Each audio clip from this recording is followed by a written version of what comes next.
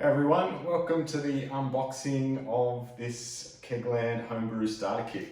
A little bit different from some of the other kits I saw when I was researching around, in that it contains a fermenting vessel that isn't just a barrel.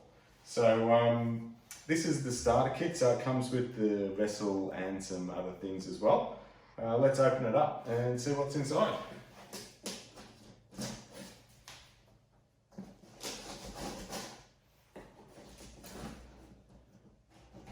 Looked at a lot of different starter kits before I decided on this one.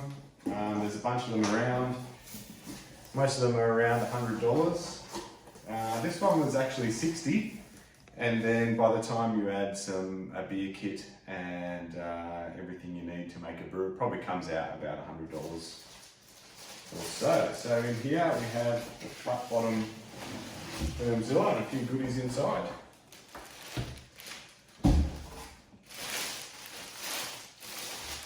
It's got a warning up here: read instructions before use.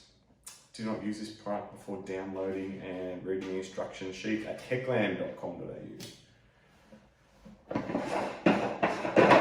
Spin the top off, and there's the lid. Goes on pretty easy, comes off pretty easy. This fermenting vessel is not for use under pressure, not like the other Fermzilla vessels. So what have we got? First thing in here is a plastic siphon kit.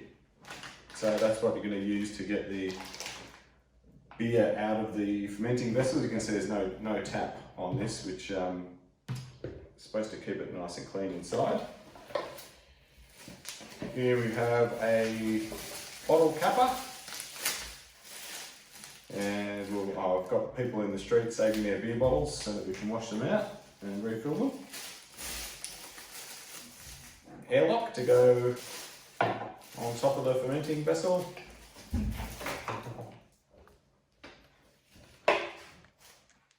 And a little bottling tube with the valve on the end, just to make filling up the bottles a little easier.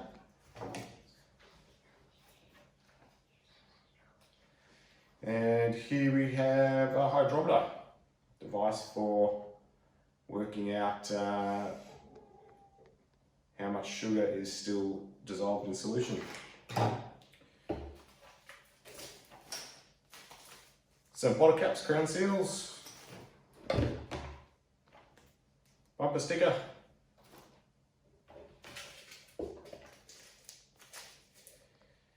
some Stellar Clean or Powerful Brewery Wash. There's a few sachets of that. Looks like four sachets of sanitizer. Here we have a sticker to tell us how many litres is in the Fermzilla. Another Kegland sticker.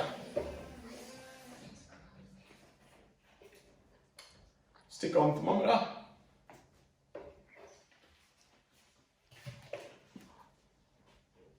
And a beverage tag so that you can give your beer a name and stick it on the side.